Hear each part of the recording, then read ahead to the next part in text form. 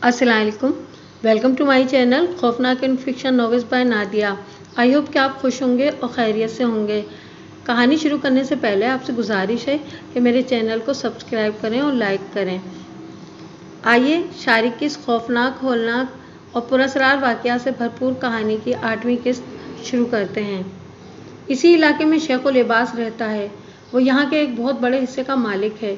जनूबी साहिल पर इसका ठेका है और इसके आदमी वहाँ पर माहीगीरी करते हैं। इसी शख्स ने तुम्हारी बहन को मुझसे ख़रीदा था।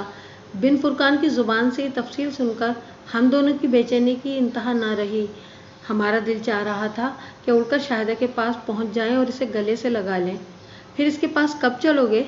आरिफ ने मुस्तरबाना अंदाज में पूछा। थोड़ी देर के बाद चलेंगे। पहले मैं अपने तौर पर इससे गुफ्तगू कर लूँ। अगर वो लड़की को वापस करके इसके बदले में किसी दूसरी लड़की के लिए तैयार हो जाता है तो ठीक है, वरना परसों हम यहाँ से रवाना होंगे और तुम्हारी बहन को अगवा करके लेते चलेंगे। इस बात पर भी हमने बिन फुरकान से इत्तफाक किया और बड़ी बेचैनी से वक्त गुजारने लगे। आखिर बिन फुरकान हमें साथ लेकर चल पड़ा। जजीरे के रेतीले इलाके को अबूर करते हुए हमारे दिल मोहब्बत से धड़क रहे थे। शाहिदा से मिलने की आरज़ू शदीद तर होती जा रही थी। कितनी खुश होगी वो हम दोनों को देखकर। थोड़ी देर के बाद हम पीले रंग की मट्टी और तख्तों से बने हुए इस कुशादा मकान के फाटक पर पहुंच गए, जहां दो स्याहरू आदमी खड़े थे। बिन फुरकान ने इनमें से एक से कहा कि शेख को इतला दो, बिन फुरकान आया है। वो शख्स अंदर दौड़ा गया और फिर 1 मिनट के बाद आकर उसने कहा कि शेख ने इन्हें तलब किया है। बाहर से ये मकान ज़्यादा उम्दा न था, लेकिन अंदर से इसे देखकर आंखें खुल जाती थीं। सहन तक में आला दर्जे के कालीन बिछे थे। दुनिया के ऐशो आराम की हर शे वहाँ मौजूद थी। मुलाजिम की रहनुमाई में हम एक बड़े खूबसूरत हाल में पहुंच गए, जिसका इस सड़े हुए मकान में तसव्वुर भी नहीं किया जा सकता था। हाल के एक आरामदा सोफे पर अरबी लिबास पहने हुए एक शख्स बैठा था। हमें देखकर वो मुस्कुराते हुए खड़ा हो गया और मुझे ज़मीन घूमती हुई महसूस होने लगी। मैंने गिरने से बचने के लिए आरिफ का सहारा लिया, वरना मैं गिर पड़ा होता।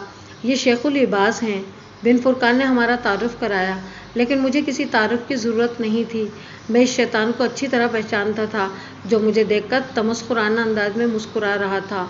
हाँ, वो शैतान बाज़देव था।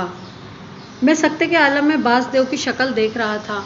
मेरी समझ में नहीं आ रहा था कि सब क्या है। मेरी सोच मफलूज हो गई थी और मैं पागलों की तरह उसकी शक्ल देख रहा था। दूसरे लोगों ने मेरी इस हालत की तरफ तवज्जो नहीं दी थी, लेकिन बाज़देव मेरी दिली कैफियत से खूब वाकिफ़ था। इसके होंठों पर फैली हुई शैतानी मुस्कुराहट बताती थी कि इसके लिए मेरी आमद मुतवक्के थी, और फिर इसने भी खुद को मुझसे न छुपाया। उसने बिन फुरकान और आरिफ को नज़रअंदाज कर दिया और कहा, आओ शारिक जी, मैं तो तुम्हारा इंतज़ार कर रहा था। इसके मुंह से मेरा नाम सुनकर आरिफ और बिन फुरकान दोनों चौंक पड़े। आप मिस्टर शारिक से पहले से वाकिफ़ हैं शेख? बिन फुरकान ने हैरत से पूछा। हाँ, शारिक जी हमारे पुराने मित्र हैं, मगर बेहद ज़िद्दी और पागल। इसने ज़हर खन से कहा। शायदा कहाँ है बूढ़े शैतान? इसे मेरे हवाले कर दो, वरना, मैंने गुस्से से लरजती हुई आवाज़ में कहा। वरना से आगे कहो शारिक जी। अगर मैंने तुम्हारी बहन तुम्हारे हवाले ना की तो तुम क्या करोगे? वो बदस्तूर शैतानी अंदाज में मुस्कुराते हुए बोला। आरिफ इस अजीब व गरीब गुफ्तगू से बहुत परेशान हो गया और मेरा शाना झंझोड़ते हुए बोला, क्या कर रहे हैं भाईजान? तमाम प्रोग्राम चौपट कर दिया आपने। आप इसे कैसे जानते हैं? और ये आपसे किस अंदाज में गुफ्तगू कर रहा है? तुम नहीं जानते आरिफ, तुम नहीं जानते। ये वही शैतान है। ये वही शैतान है जिसने इस हाल को हमें पहुंचाया है। ये वही पलीद बाज़देव है जिसने हमारे भरे पूरे गुलजार को जहन्नम बना दिया है। आरिफ, ये वही बूढ़ा बाज़देव है जो मेरे कंधों पर सवार होकर इस मस्जिद में दाखिल होना चाहता है। मैंने गुस्से और नफरत से लरजती हुई आवाज़ में कहा, और अचानक आरिफ के चेहरे पर जहन्नम सुलग उठा। इसकी आंखें कबूतर के खून की तरह सुर्ख हो गईं। वो खूनी नज़रों से बाज़देव की शक्ल देख रहा था और बाज़देव के होंठों पर वही शैतानी मुस्कुराहट रक्स कर रही थी। वो अपनी जगह से उठकर खड़ा हो गया। हम लोगों में सबसे ज़्यादा हैरान बिन फुरकान था। उसकी समझ में यह अजीब व गरीब ड्रामा नहीं आ रहा था। तो ये है वो मनहूस बूढ़ा जिसने हमें दरबदर किया है। आरिफ के मुंह से सांप की सी फुनकार निकली। आज ये मेरे हाथ से बच नहीं सकेगा। आरिफ ने पतलून के पांचे ऊंचे करके एक शिकारी चाकू निकाल लिया और उसे मुट्ठी में दबाकर किसी शिकरे की तरह पर तोड़ने लगा, और फिर इससे कब्ल के बिन फुरकान उसे रोकने की कोशिश करता आरिफ ने बिजली की सी तेजी से बासदेव पर छलांग लगा दी। इसके चाकू की नोक बासदेव के दिल का निशाना लिए हुए थी। बासदेव ने इसे रोकने के लिए ना तो अपने हाथ हिलाए और ना अपनी पोजीशन में तब्दीली की। वो इसी तरह खड़ा रहा और आरिफ इसके बदन में से गुजरकर दूसरी तरफ दीवार से जा टकराया। ऐसा लगता था जैसे बासदेव धुएं की कोई तस्वीर हो जिसमें से गुजरना मुश्किल ना हो। आरिफ के चाकू की नोक दीवार से टकराकर खराब हो गई। बामुश्किल तमाम वो अपना हाथ जख्मी होने से बचा सका था और फिर वो जूं ही पलटा, न जाने कहाँ से एक फौलादी जंजीर इसके हाथों में आ पड़ी। फिर किसी गैर मरई हाथ ने इसके चाकू वाले हाथ को झटका दिया और चाकू उसके हाथ से निकलकर नीचे गिर पड़ा। आरिफ ने घबराए हुए अंदाज में आगे बढ़ने की कोशिश की, लेकिन इसके दोनों पांव भी जकड़े गए और इसके साथ ही बासदेव का शैतानी कहकहा गूंज उठा। लड़ाई हमारी और शारिक जी की है बालक, तू हमारे दरमियान क्यों आ गया? शारिक जी जानते हैं कि हमें इनके अलावा इनके खानदान के किसी मंश के जीवन से दिलचस्पी नहीं है। अब तू भी अपना जीवन खोने हमारे सामने आ गया, तो हम तेरी इच्छा जरूर पूरी करेंगे। उसकी मुस्कुराहट सिमट गई और मेरे रोंगटे खड़े हो गए। बासदेव आरिफ की जिंदगी के दर पे था और इस मनहूस को कोई नहीं रोक सकता था। आरिफ मेरा भाई, मेरा वाहिद सहारा, मैं इसे नहीं मरने देना चाहता था। मैंने बासदेव का चेहरा देखा, इसकी चमकदार आंखें आरिफ पर जमी हुई थीं। फिर इसने दरवाजे की तरफ देखा और अचानक दरवाजे के किवाड़ आहिस्ता आहिस्ता खुलने लगे। देखते ही देखते किवाड़ पूरे खुल गए और फिर एक सियाह नाग की फुनकार सुनाई दी। दूसरे लम्हे बिन फुरकान के हलक से एक अजीब सी आवाज़ निकली और वो उछलकर एक तरफ हट गया। मैं भी जान बचाने के लिए फितरी जज्बे से मगलूब होकर इस सियाह नाग के रास्ते से हट गया, जो गैस के आलम में फुनकारता हुआ अंदर दाखिल हो रहा था। उसका रुख आरिफ की तरफ था और मेरी निगाहों में आरिफ का अंजाम घूम गया। चश्मे तसव्वुर से मैंने आरिफ के जिस्म को नीला होते हुए देखा और मेरे हलक से एक दिल खराश चीख निकल गई। दूसरे लम्हे मैंने सांप पर छलांग लगा दी, लेकिन कमबख्त सांप मुझसे फुर्तीला निकला। इससे कबल कि मैं इस पर जा गिरता, इसने अपना जिस्म समेटा और कुंडली मारकर खड़ा हो गया। आरिफ फटी फटी नज़रों से मेरे इस जज्बा मोहब्बत को देख रहा था। मैं सांप के सामने खड़ा था और इस पर दूसरा हमला करने के लिए तैयार था। इसके रास्ते से हट जाओ शारिक, वरना तुम्हें भी ना छोड़ेगा। बासदेव की गूंजीली आवाज़ गुस्से में भरपूर गूंजी। यह मेरी मौत के बाद ही आरिफ को डस सकता है, मैंने सांप पर झपटते हुए कहा। मगर यह मेरा दूसरा वार भी खाली गया, लेकिन सांप ने खिलाफ तवक्को मुझ पर हमला नहीं किया, बल्कि पीछे हटकर खड़ा हो गया था। तुम मुझसे आरिफ की ज़िंदगी का सौदा कर सकते हो, बोलो। अगर तुम मुझसे बात करना मंजूर करो तो आरिफ की ज़िंदगी बचाई जा सकती है। सांप को वापस कर दो, मैं तुमसे गुफ्तगू करूंगा। मैंने न जाने किस जज्बे के तहत कहा और बासदेव के चेहरे पर फिर मुस्कुराहट फैल गई। उसने सांप की तरफ रुख करके कहा, जा अघोरी, गोवर्धना और धूमि को भेज दे, वो इन दोनों को ले जाकर बंद कर दें। बासदेव ने सांप की तरफ रुख करके कहा और सांप खामोशी से दरवाजे की तरफ बढ़ गया। मेरा सांस धूकनी की तरह चल रहा था। आरिफ की ज़िंदगी मुझे अपनी ज़िंदगी से ज़्यादा अजीज़ थी। मैं इसे बासदेव की भेंट नहीं चढ़ने देना चाहता था।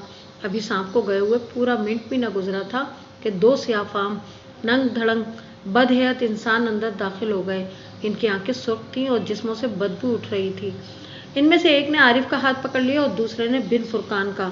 बिन फुरकान के होश भी गुम हो गए थे। इस अजीब व गरीब ड्रामे ने इसके सोचने समझने की कुव्वत मफलूज कर दी थी और इसकी खुंखारी न जाने कहाँ सो गई थी। वो खामोशी से इनके साथ चला गया और बदहयात शक्ल वाले आरिफ को भी बाहर ले गए। अब कमरे में बासदेव और मैं तन्हा रह गए थे।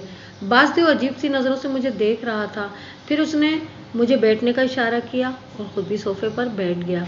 चंद लम्हात खामोश रहने के बाद वो बोला, शारिक बाबू, क्यों अपने कुटुंब को तबाह कर रहे हो? तुम मेरी शक्ति देख चुके हो। तुम अंदाज़ा लगा चुके हो कि मैं जब चाहूँ जहाँ चाहूँ तुम्हें नुकसान पहुँचा सकता हूँ। फिर तुम मेरी बात क्यों नहीं मान लेते? तुम बताओ, तुम्हें मेरा मामूली सा काम करने में इतनी जिद क्यों है? मैं तुम्हें इस मामूली काम के बदले कैसी कैसी कुव्वतें दे रहा हूँ। तुम पूरी दुनिया पर राज कर सकते हो। भगवान ने मनुष्य को संसार में इसीलिए भेजा है कि वो संसार की सारी खुशियाँ अपनी झोली में भर ले। पूरे संसार के मनुष्य खुश रहने के लिए कैसे कैसे जतन करते हैं। एक तुम हो कि अपनी जिद के आगे संसार को लात मारे हुए हो, दुख पर दुख उठा रहे हो, मगर तुम्हारे होश दुरुस्त नहीं हुए। आखिर क्यों? मुझे इसका कारण बताओ। तुम मेरा इतना सा काम करने से क्यों हिचकिचा रहे हो? क्या तुम्हें इस मस्जिद के बारे में कुछ मालूम है? मैं चौंक पड़ा। पहली बार बासदेव ने मुझसे ऐसी कोई बात कही थी।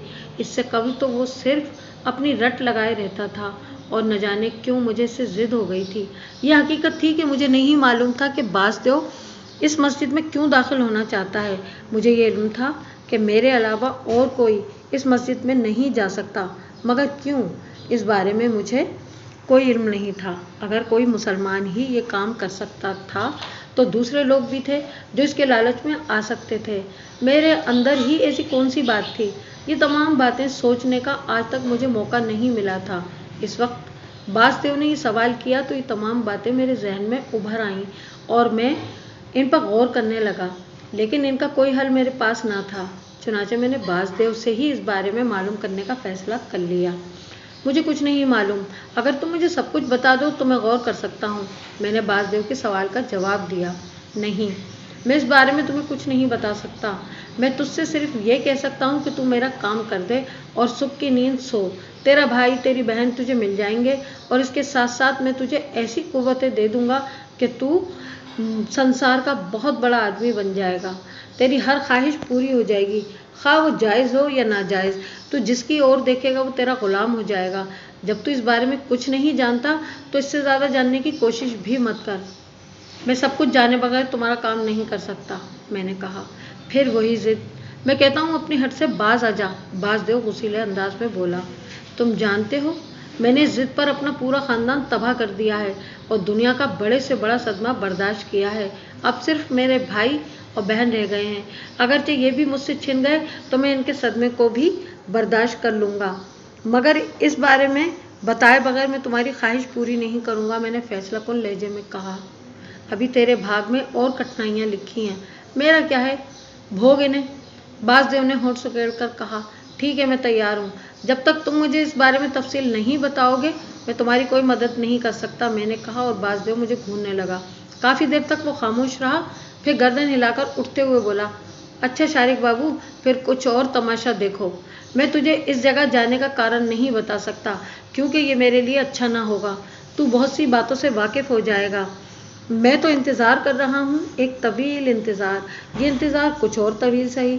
मैं तुझे मजबूर कर दूँगा कि तू सिर्फ मेरे बारे में सोचे और खुलूस से मेरा काम करने पर राज़ी हो जाए।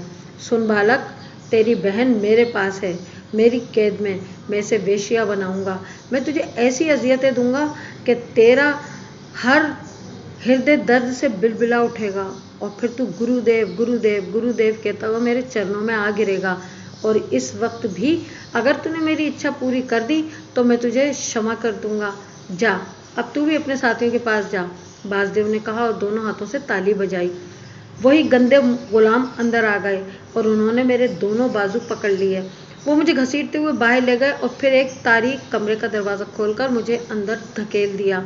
अंदर भी गहरी तारीकी और घुटन थी। मैंने कमरे का बंद दरवाजे की तरफ देखा और इसी वक्त मुझे एक कोने से आवाज़ सुनाई दी। कौन है? आरिफ की आवाज़ को मैं साफ पहचान गया। मैं हूँ आरिफ, मैंने कहा और आरिफ आवाज़ के सहारे मेरे करीब पहुँच गया। बिन फुरकान कहाँ है? मैंने उसका बाजू पकड़ते हुए कहा। यही है, वो बहुत बिगड़ रहा है कि हमने इसे हालात से बेखबर रखा और यहाँ ला फंसाया, आरिफ ने जवाब दिया। मैंने कुछ न कहा और हम दोनों बिन फुरकान के करीब पहुँच गए। क्या सोच रहे हो बिन फुरकान? मैंने नरमी से कहा। गोश शख्स के लिए मेरे और आरिफ के दिल में सख्त नफरत थी। यह स्याह दिल इंसान बेगुनाह और मासूम बच्चियों को इनके वालिदैन और दूसरे अज़्ज़ा से दूर करके इन्हें वहशियों के हाथों फरोख्त कर देता था। इस पर ज़रा बराबर रहम खाना भी गुनाह अजीम था, लेकिन हमने खुद को काबू में रखा था। हम जिस मुसीबत भरे दौर से गुजर रहे थे इसमें हमें फूंक फूंक कर कदम उठाना था। बिन फुरकान से हम इन बेगुनाह लड़कियों का इंतकाम ज़रूर लेना चाहते थे, लेकिन किसी मुनासिब मौके पर। अभी तो हम खुद मुसीबत में गिरफ्तार हो गए थे। बकवास मत करो, तुमने मुझे ये नहीं बताया था कि तुम किसी जादूगर के चक्कर में फंसे हुए हो। बिन फुरकान कुर्राया। इस बारे में तो हमें भी नहीं मालूम था बिन फुरकान। तुमने तो हमें खुद शक्ल लिबास का पता बताया था। तुम खुद हमें यहाँ लाए थे।